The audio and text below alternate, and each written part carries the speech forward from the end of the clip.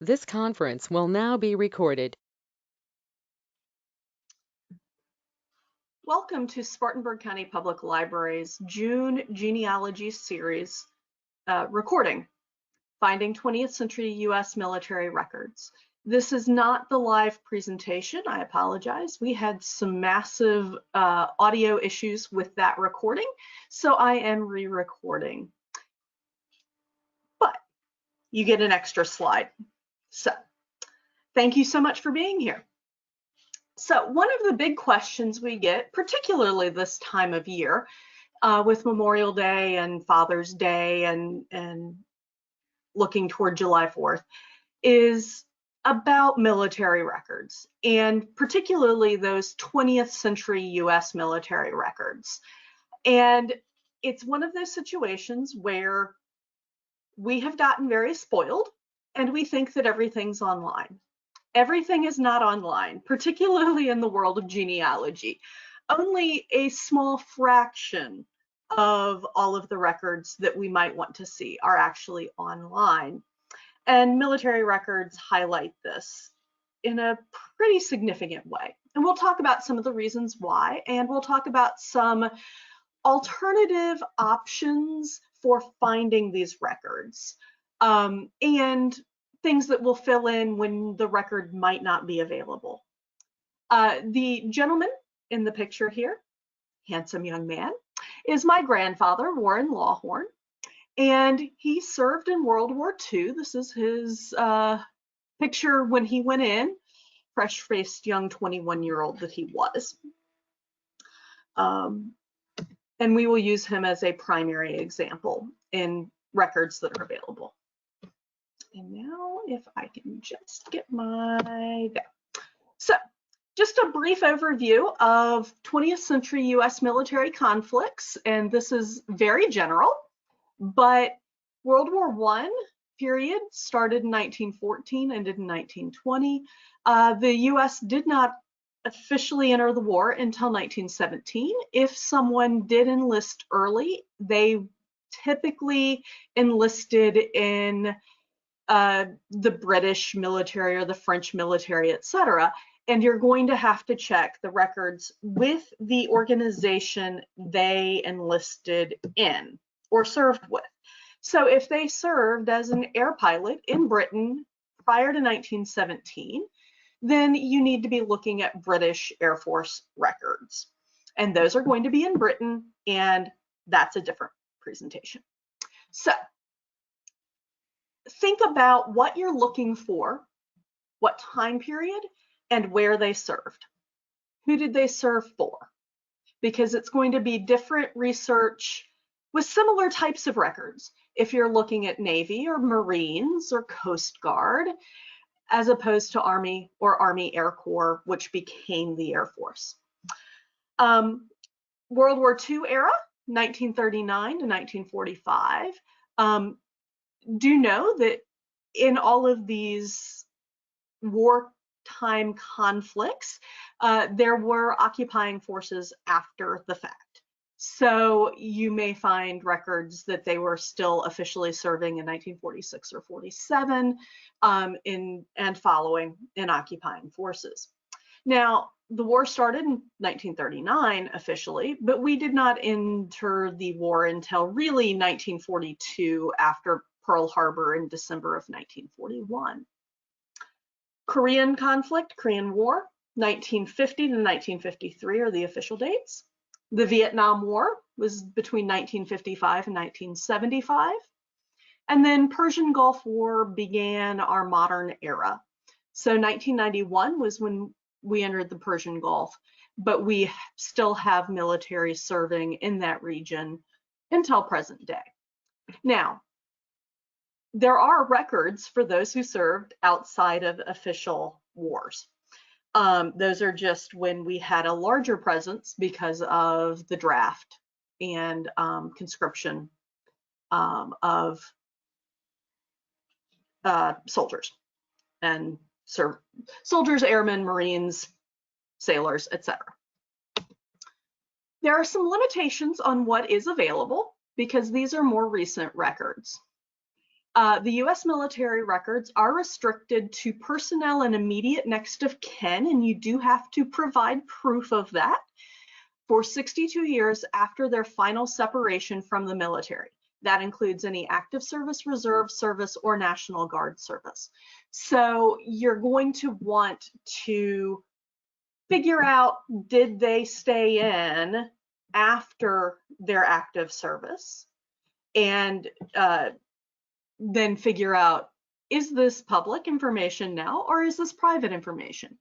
A large portion of World War II records are available, but there are situations, such as a friend of mine in Topeka, Kansas, who was Air Force, went in the occupying forces at the tail end of 1945-46, and served career and did not retire until being the commander in charge of deactivating an Air Force base in Kansas after Vietnam.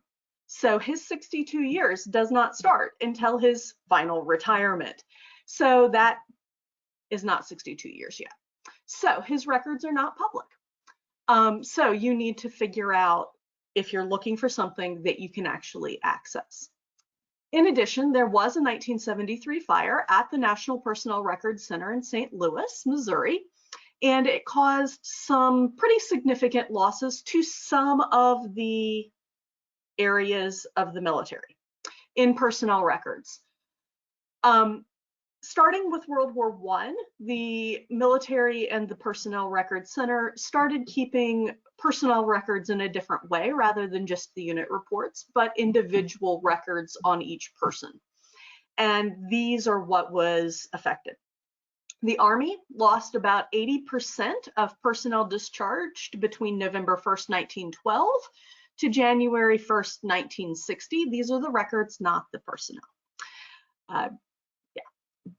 The Air Force lost about 75% of personnel records from personnel discharged September 25th, 1947 to January 1st, 1964, with names alphabetically after Hubbard, James E.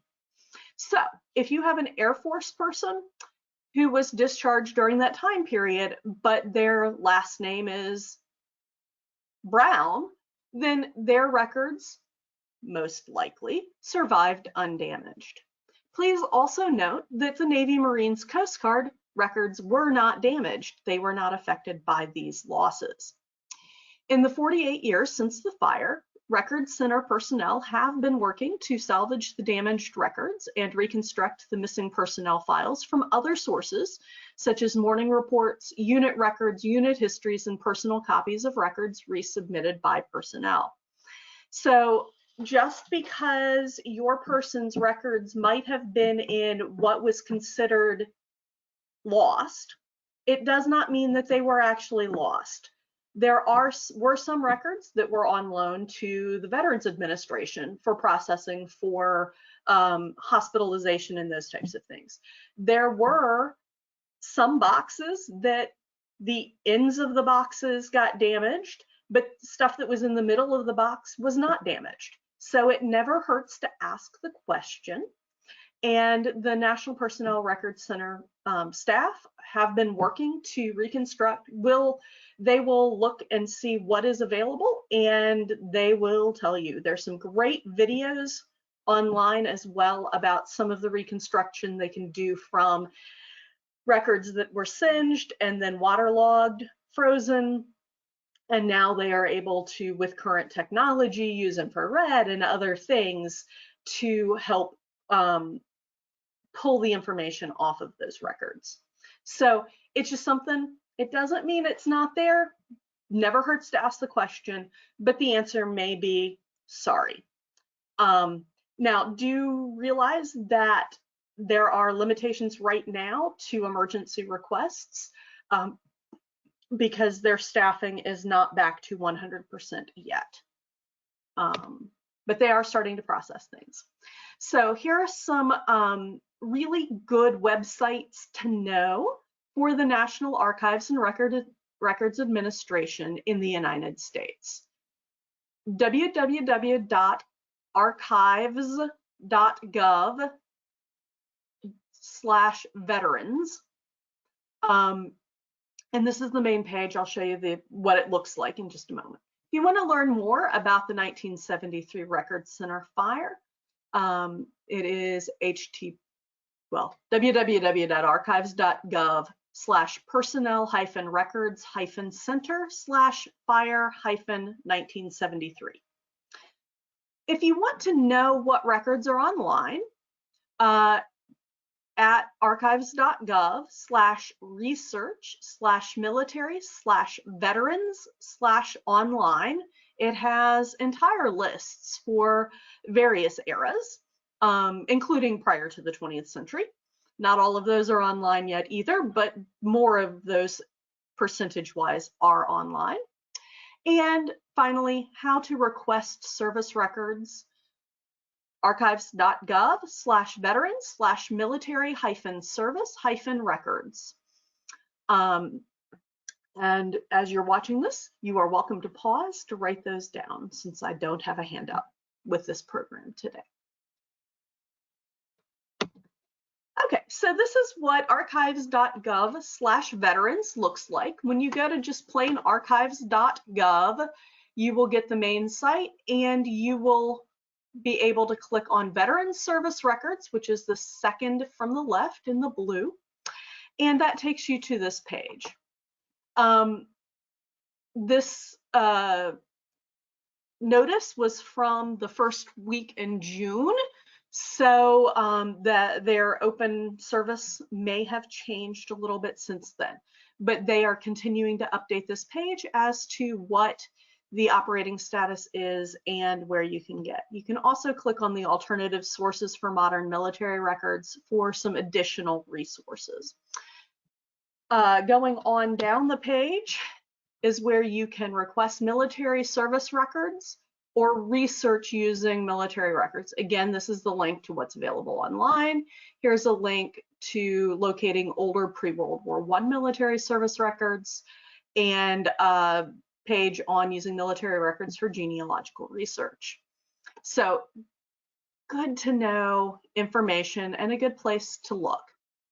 You can request service records online by mail or by fax.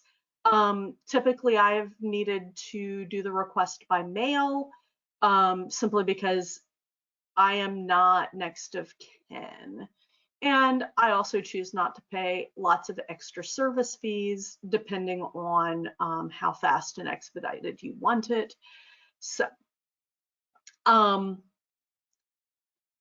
they are putting priority on emergency health and medical records request, as well as military tombstones for recently deceased veterans.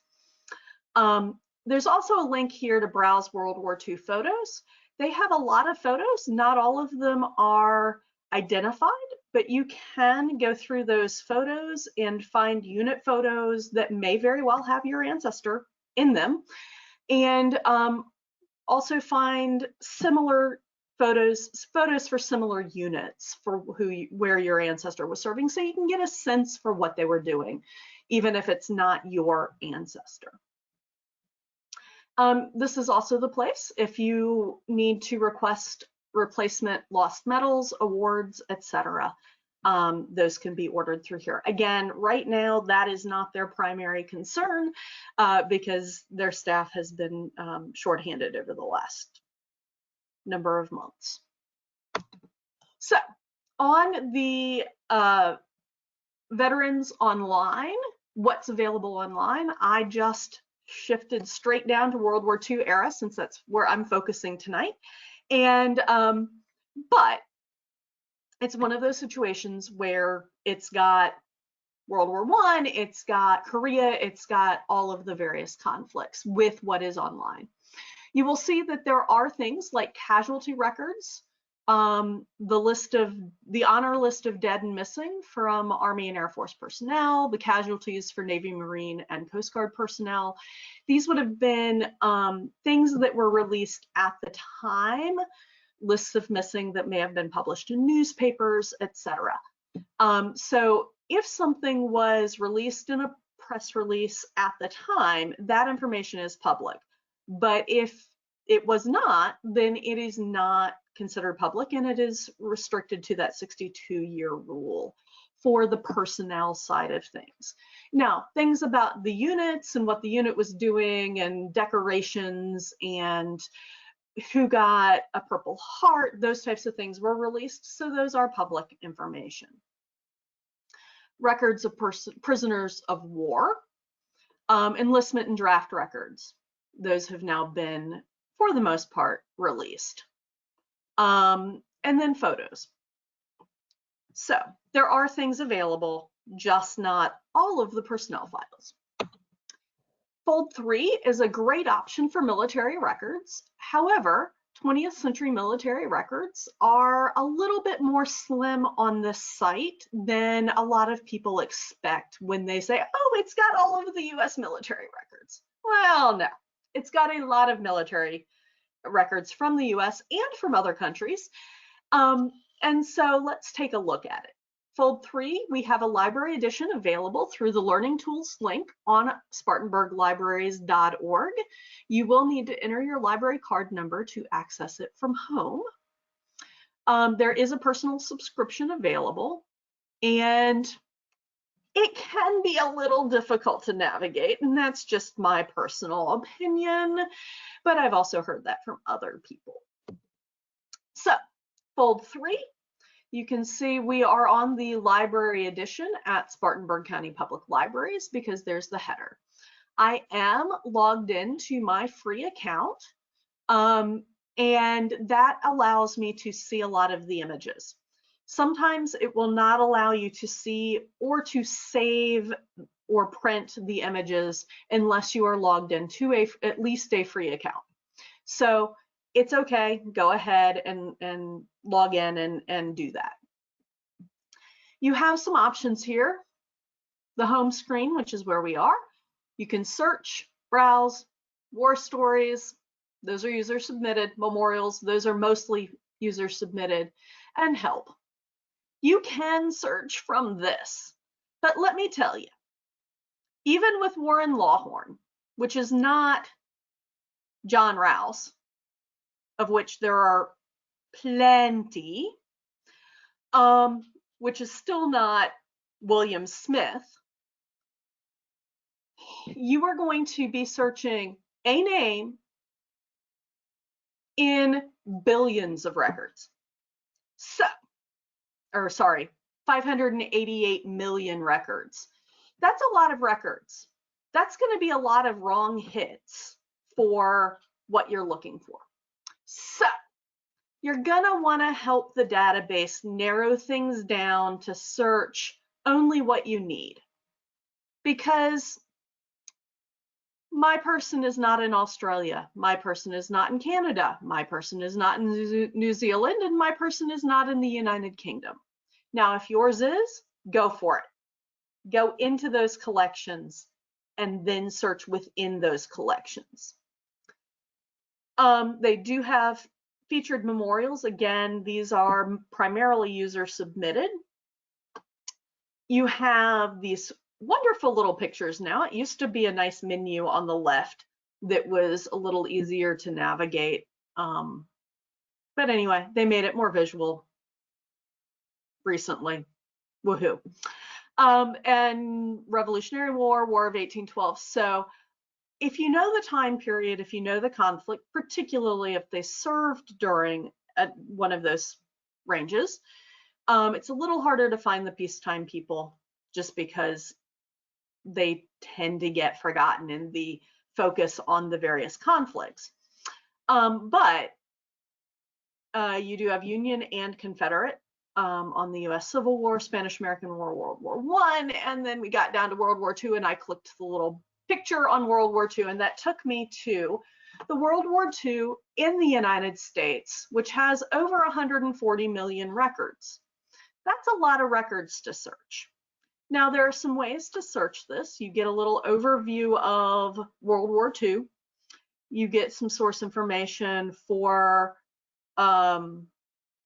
where that information came from and tells you when you accessed it, which was June 4th. you can search from here, and this will just search within those 140 million plus records for World War II United States records. You can also see here on the right-hand side of your screen that there are related collections for the UK, Canada, Australia, New Zealand, and then you get additional collections, General African American, Korean, Native American, non-military, Revolutionary War, etc. Probably in, well, I guess that is alphabetical order.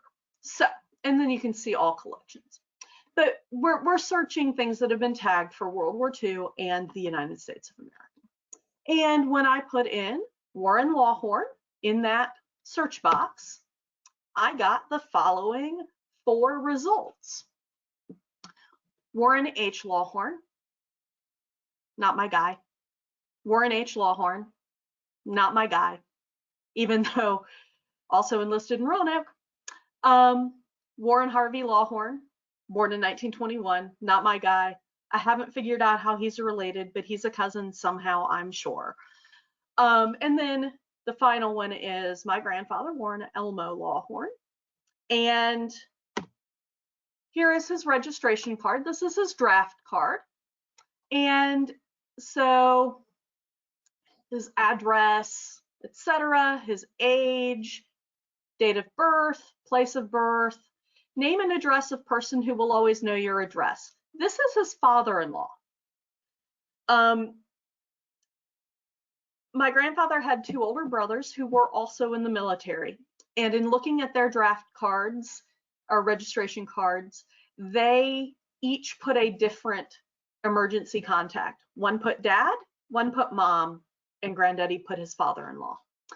And I don't know, and none of them are around to ask, but I have a feeling it's so when someone knocked on the door, they knew before anything was said. If someone knocked on the door, they knew before anything was said that which child it was. But they may have just decided, you know, or not talked about it and just, oh, well, this is the person. Granddaddy put his father-in-law rather than his wife, but that's okay. Probably a safer thing. It also says where he was employed, and it was the Rug Company in Glasgow. And you get his signature here. Now, with draft cards and many, many, many other resources, always check for the back of the card. Always check for the next page, because there may be a lot of other information on that page. So, he was white, 5'10", approximately 174, had light complexion, brown hair, brown eyes. No other obvious physical characteristics that might aid in identification. And the name of the registrar and where they were registered. So he registered in Rockbridge, and he registered February 16th, 1942. So, and on the left-hand side at fold 3 now, you get all of the image info, and it gets a lot of that indexed now. It used to be just kind of name and not much else was indexed, but now more is indexed for many of the collections. So, World War II, you can also search by publications. So this search is helpful, but unless you know what it's actually called, you may be scrolling for days. But this is they call it publication. It would also be a collection. So Navy muster rolls, that is a type of record set. Draft registration cards, that is a record set. Old man's draft, those are the gentlemen who were older than active service, but still had to register. Those were the only draft registration cards available for many, many years because of the 62-year rule, and in part. And so that's, but that's there separated now. The Burrell's death file, many of the guys are in there. Not all of them are. Not totally sure why some are and some aren't, but part of that may just be they haven't gotten all the records online yet. These collections are works in progress, so sometimes you may want to check back because more and more is getting added online at any given time. And so some other things. There are unit histories that have been added, and that's what's in the background here. And those are great, and I will talk more about those in a minute.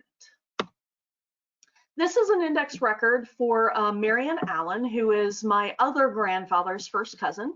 And she is an example of someone in the Women's Army Corps. She was from a set of sisters and decided she was going to enlist in the Women's Army Corps. She was living in the District of Columbia when she enlisted, and Women's Army Corps, for the most part, all the ones that I've seen, it's for the Philippine Department. And she was a beautician as occupation. Born in North Carolina, and yes, she is female, even though this is the typically male spelling, but you know, her father was enamored with Frances Marion, the Swamp Fox.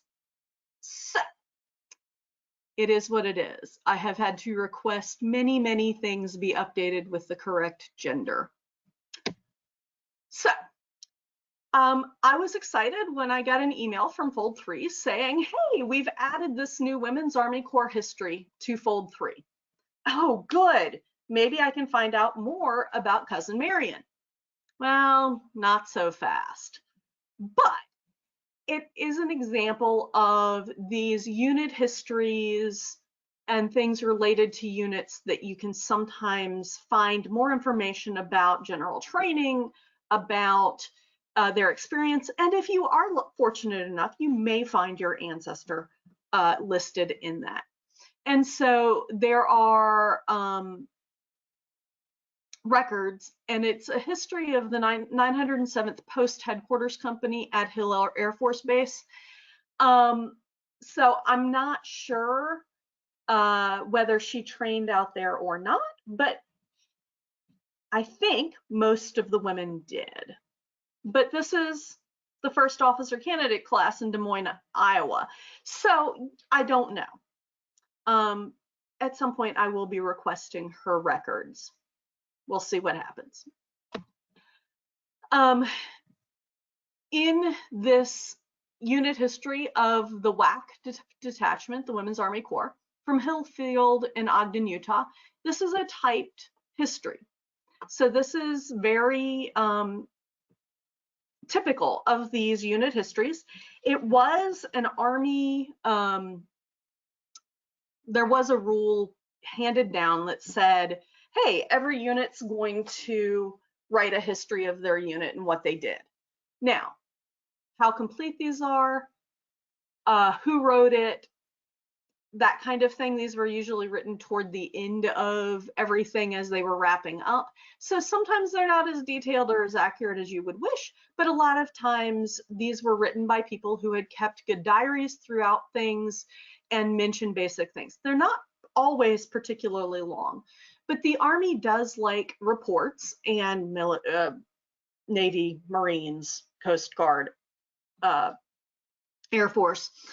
They like reports, and they like to analyze what went right and what went wrong in any given action. So you may find after battle reports that will mention your person. You may find a lot of publications written at the end of the war as well. So, but this is searchable, and you can see there is a list for particularly the officers who come from these groups. And so if your person is a private, less likely to be mentioned, but doesn't mean they won't be. There's also an entire set, and we've got full shelf run worth of these books. This is the US Army in World War II. These were published in the 1940s and 50s following the war, talking about the various endeavors in the war, recording what happened, what went well, what didn't go well, and usually by someone who was involved. Maddie Treadwell was part of the Women's Army Corps leadership. And so this is a history of the Women's Army Corps. I have read through it. It's been a couple of years, so details are slim, but it is a great overview of what the women were doing, the types of challenges that they encountered, such as only winter military wool uniforms when they got sent to the Philippines and needed tropical weight and they weren't available. And that caused probably more problems for them with disease and illness than anything they ever encountered direct war relation with combat or anything. So what if my ancestors' records are in that group of records that are not available from the National Archives and Records Administration? Either right now, while I'm researching, I can't do the request because it's not, they're not accepting requests right now, or because they fall into that category of the records went up in smoke, disintegrated into ashes, or were so badly water damaged that they are not recoverable. So, and on the left here, there are some additional books on technical services for which the Transportation Corps, which my grandfather was in, it records what they were doing in World War II. And a little bit of the history before World War II, actually. So the first question to ask yourself is, do you have their discharge paper? It was recommended that returning military personnel file this with their county clerk of court. In order to get a military mortgage for housing after the war, you needed to have filed this with the clerk of the court. So my grandfather's was not filed in Rockbridge County, it was filed in Page County when he began to work for the Norfolk and Western Railroad after the war in Shenandoah, where he bought the house that they lived in. He lived in until he died. Grandma lived in for 67 years. So, but in order to apply for the mortgage, he needed to have that form filed with Page County, and he did. However, we also had his personal copy. So, or a copy from Page County, I'm not sure. But anyway, I'll show it to you in a minute. So look for that. Do you know what units, or ships they served on? Some personnel, like my grandfather, were very consistently in one unit. But many others were transferred from ship to ship or from unit to unit, depending on their specialty and the need. So it is good to research any unit numbers known and types of units, types of work that they did, because you can get a sense for where those records might be, where to look in the various levels of the military. Research that unit and then the umbrella organizations that they served under, both online and in these printed histories. The 722nd Railroad Operating Battalion gets mentioned a number of times in these 3 volumes, but the 708, 709, and I think 706 is the other one that they were in briefly. Railroad Grand Divisions, those, knowing where those were helps identify where in Europe to be looking. Do check for reunion groups, typically at the battalion level, so the 722nd Railroad Operating Battalion. And that is obviously for the Army. But you can also research ship level for the Navy. If you know that they served on a particular ship for a while, research that ship, because you may find refitting information that says, and these crew members were allowed shore leave. And so you may be able to track your person in that way. Some of the World War II groups are still marginally active, with children and in many cases grandchildren now sharing photos as they're going through items. And so that can be helpful.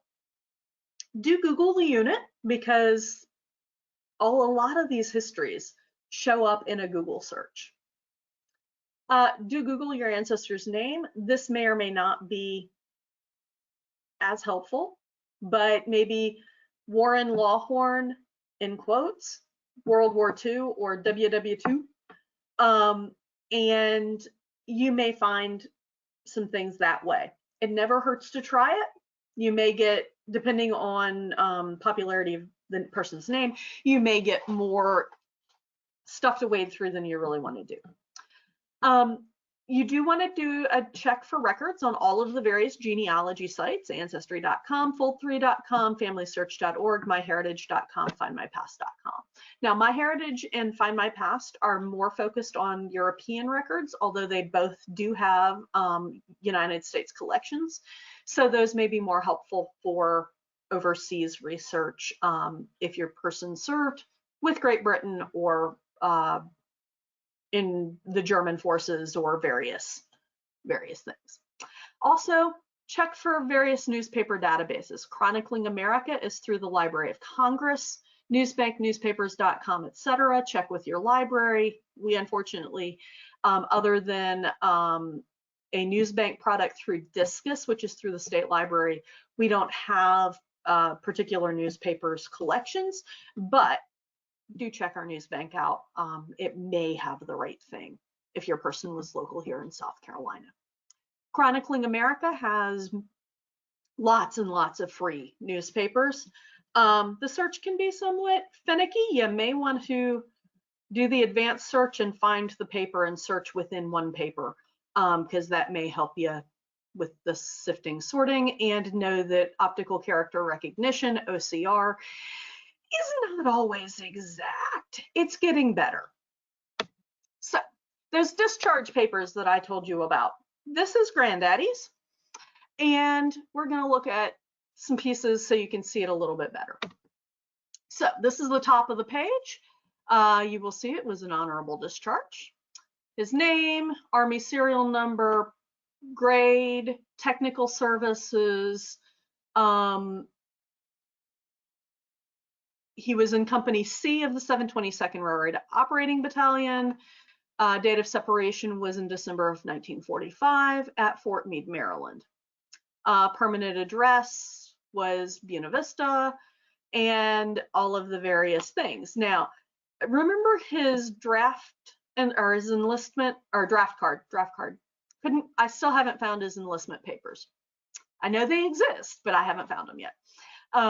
Well, he shrunk an inch according to them, and he put on, what is that, 35 pounds? 35 pounds. And he now has two dependents, my grandmother and my mother. White, married, is a U.S. citizen, and his civilian occupation was a brakeman on road freight, railroad. His military history gives us the date of induction. That was 4th of November 43. 26th of November 43 is when he entered into active service at Fort Meade, Maryland. That's not where he trained. We'll get to that in a minute. And he had enlisted or selective service data. He registered at Board Number 1 in Rockbridge County. And military specialty, they kept him as a brakeman on the railway. He did have his military qualification on a rifle. However, he did not carry a rifle. He carried a pistol, because you don't want to be climbing over rail cars, coupling and uncoupling cars with anything that's going to catch on anything. So he did not carry a rifle. He carried a pistol. He was very proud of the fact that he never had to discharge his pistol. He served in northern France, Ardennes, Rhineland, and Central Europe.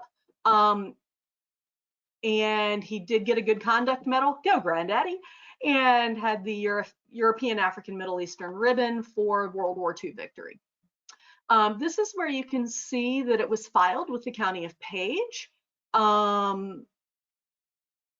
in 1950. He was not wounded, and he had all of his immunizations. He served Continental, i.e. U.S. soil, 8 months, 20 days, 1 year, 4 months, 3 days in foreign service, private first class. He departed for England August of 44, just after D-Day. 2.5 months after D-Day, and then arrived back in December of 45. And it was the convenience of the government as they demobilized the railroad transportation battalions. So, in pay data, his final mustering out pay was $300 total.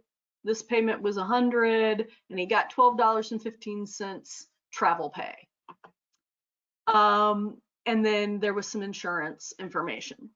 You get his thumbprint, and you get no days lost under whatever that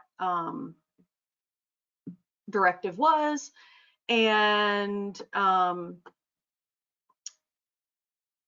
the Mr.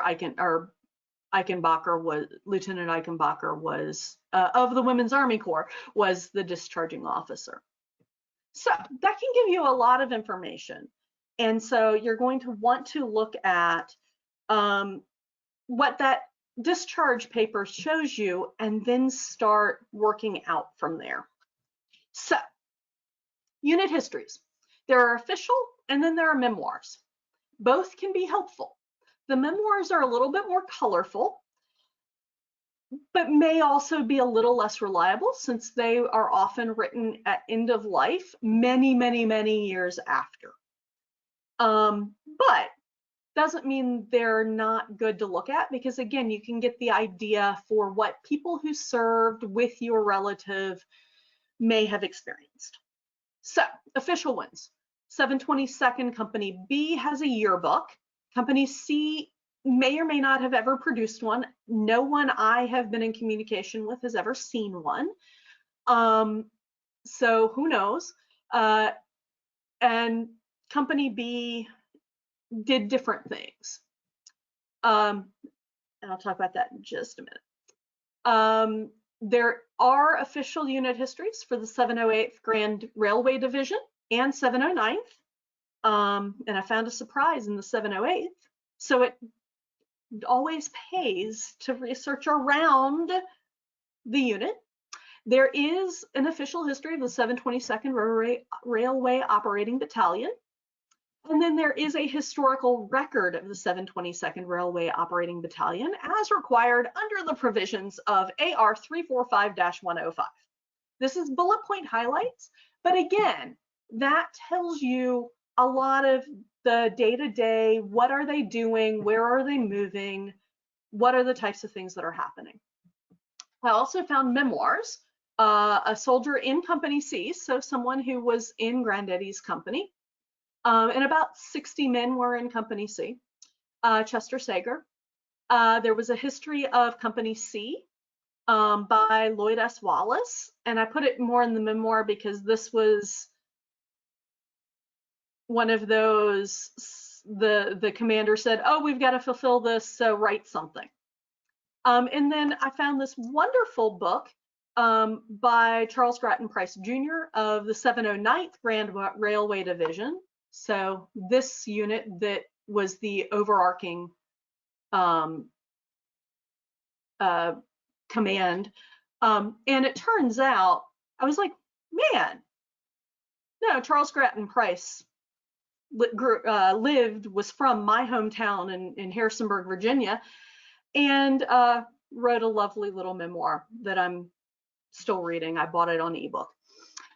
So why am I looking at Railway Grand Divisions? Well, the makeup was a military railroad MRE, just lost the E word. Anyway, and there was two in Europe primarily. One went in first, was in Northern Africa and up into Italy. And the second one was in England, went across shortly after D-Day as they first started moving rail stock into England or into France, and then continued on into France, Belgium, Germany, etc. Under the second MRE was a set of railway grand divisions. Each railway grand division had 4, 5, 6 railway operating battalions. Each railway operating battalion had 4 divisions. A headquarters division, which was the logistics, supply, personnel, HR, communications people. Company A, which was running track. They were the engineers of building and rebuilding track so that everything could be safely operated. Company B was the part of the unit that was dealing with keeping all of the rolling stock, the engines, the cabooses, the boxcars, the Pullman cars, the everything that ran on the track operating. And then Company C, which is where my grandfather was the unit, part of the unit that was actually running the trains. And so just because a unit, Company C was based out of whatever, does not mean that Granddaddy was always in that town. Granddaddy was on trains that were running within a 120-mile track radius back and forth, delivering cargo of varying types to the next unit or to the front line. His unit, the 722nd, was one of the railroad battalions that was running supplies for the Battle of the Bulge, for instance. So they would load the cars or meet the crew that was bringing the cars loaded with supplies, ammunition, food, soldiers, etc., going toward the main battles. Then on their way back, they would be hauling either empty cars or cars with wounded, etc., prisoners of war, etc., back into the occupied territory. So he was transporting goods and people. So that 722nd Railroad Operating Battalion, Company B history, it looks like a yearbook of the era, and it has a little crest for the battalion, and it has maps of some of the places that they served.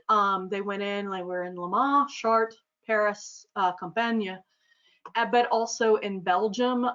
They were headquartered out of, I think, Mans, and into Germany up through Kassel is where they were for a while, and then into Bremen and then Bremerhaven at the end of the war. You get pictures of how they found some of the train yards, which is why those Company A working on rebuilding the bridges and rebuilding the tracks, and Company B resuscitating and creating and building rolling stock were important, because the people, my granddaddy couldn't help operate the train unless there was track to run it on and something to run. Now, in World War I, they discovered a couple of things. So this is jumping back a war, but it also tells you why they're doing things some of the ways that they were doing. World War I, they discovered they couldn't just take guys straight from boot camp and throw them into running a train. It was a specialized occupation. And so what the Army did was they had units that were sponsored by various of the major railroad companies. So Union Pacific had an operating battalion. The 722nd was sponsored by the Seaboard Express Airlines, which was not air, it was rail. But Seaboard Express actually ran through Spartanburg. Granddaddy never worked for them on the US side of things. He was hired for the NNW, had done the Norfolk and Western training prior to the war. But since he was a trained railroad brakeman, he got put into the technical corps so that he could help run these trains. When I was looking in the Saga of the 708th Railway Grand Division, I'm reading through, it's a little 60-page booklet that I found on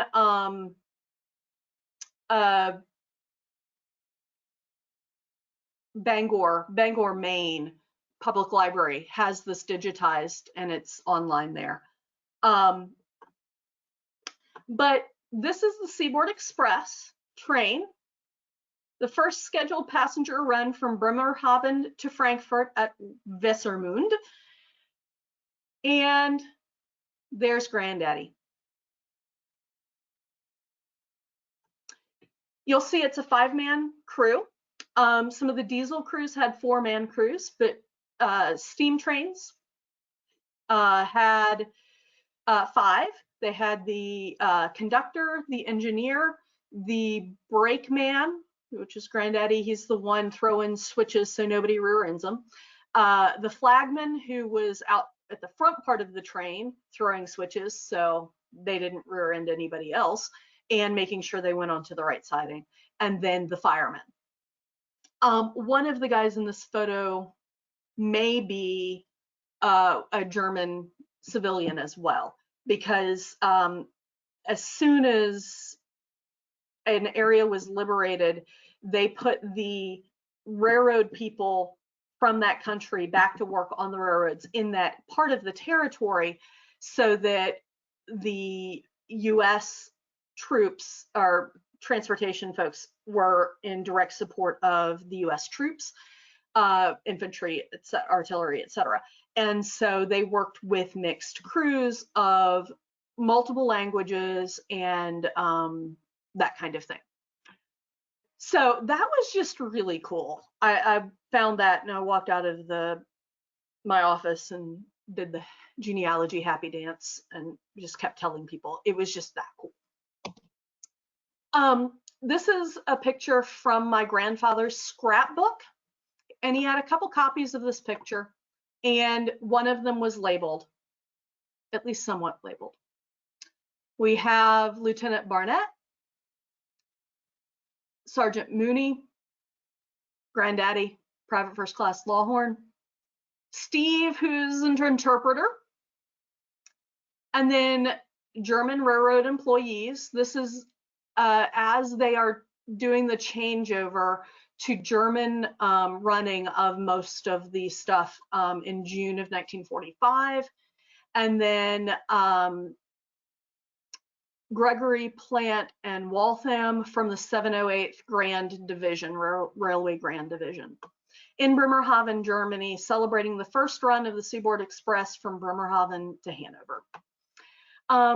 So really kind of a cool thing that Granddaddy was on a couple of these trains that were the first to do something. Now, this is a press release that, as I have compiled my grandparents' papers after we cleaned out their house a few years ago, I have like 5 copies of this because it was important to Granddaddy. This press release does talk about another one of the crews, names them by name. Granddaddy's not the one that's named, but the crew that ran particular route. And this was released to the general public, including an interview with one of the commanding officers. So the railroad operating battalion histories for the 722nd include a number of different things. We have the one by Wallace. We have the historical record that is kind of point by point, bullet point. pretty dry, but it does list chaplains and officers as they transfer in and out. The 722nd was actually a fairly stable unit from beginning to end. They trained together and had very few replacements because they were not actively on the front line fighting, although some of the crews did end up getting bombed and running into issues. There was not a lot of turnover within the unit.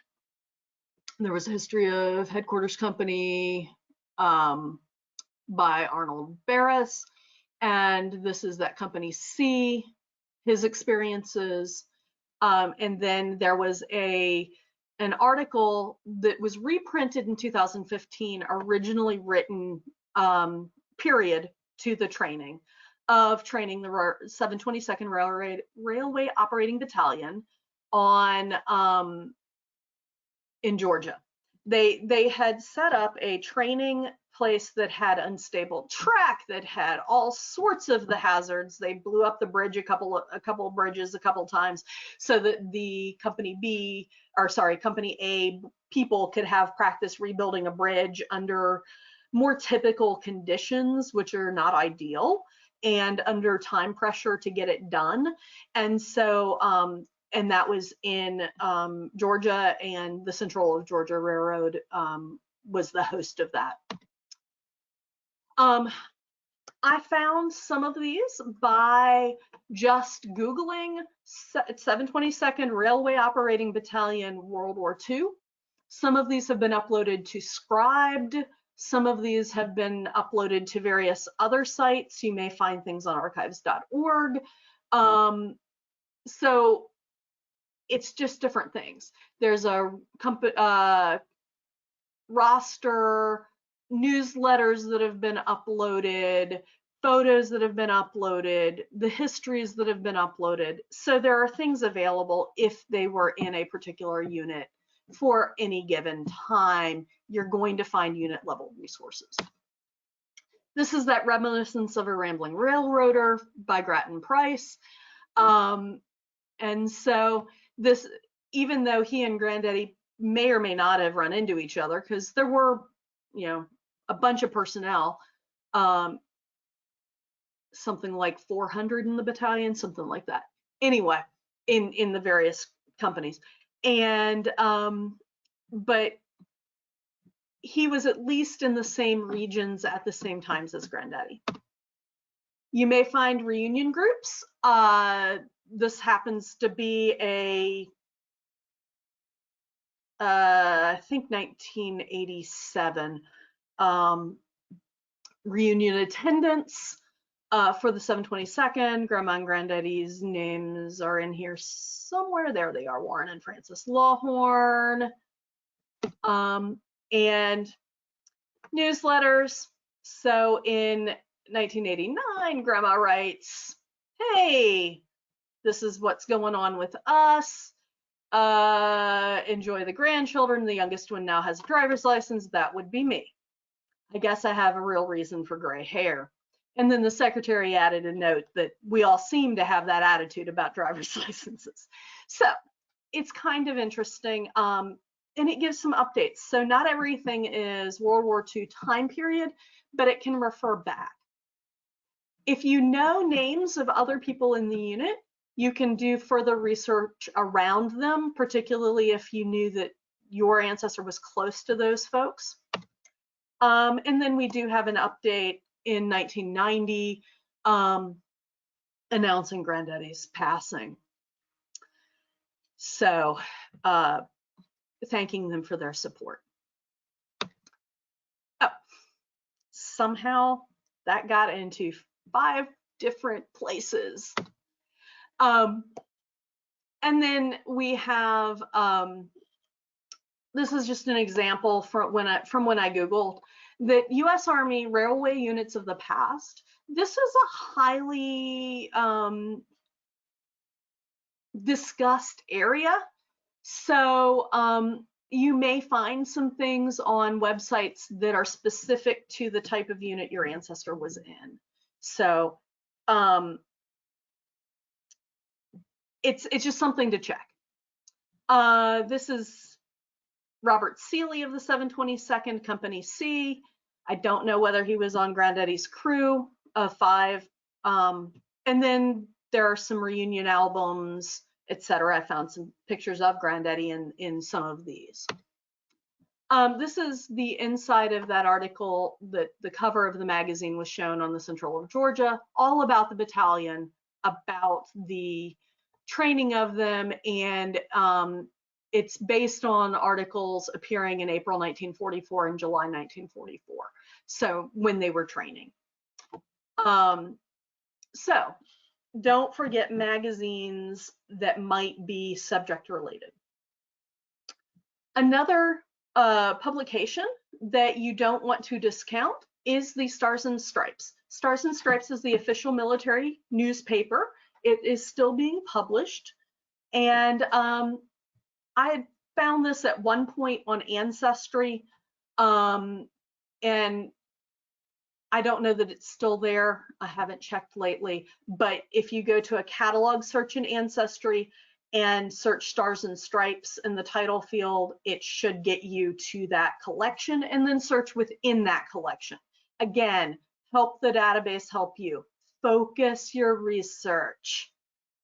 But down here on the lower right, it says, the boys playing baseball for the 722nd Railroad Operating Battalion and the 43rd 53rd Quartermaster's Baking Company at Bremen were paging Ripley the other day. Private First Class Warren Lawhorn, 722nd catcher, was on third base twice during the game. Each time he was put out when struck by a batted ball off the stick of Sergeant Don Day, the Railroaders pitcher. So he was on third base twice during the game, and the pitcher was up to bat, hit the ball straight at him, and got him out twice. No involvement by the other team.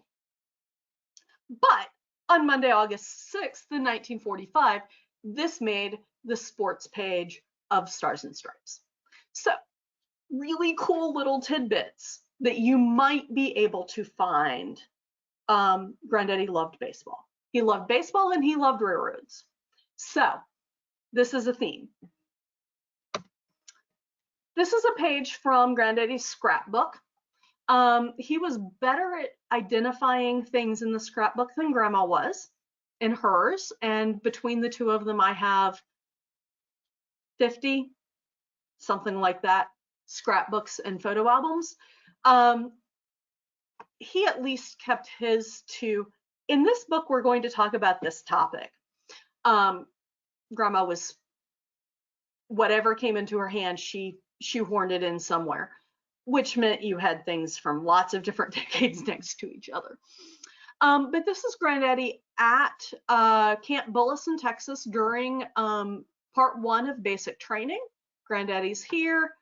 McAllister, who must have been his tent mate at that point, and a couple pictures of McAllister that Granddaddy took, or somebody took.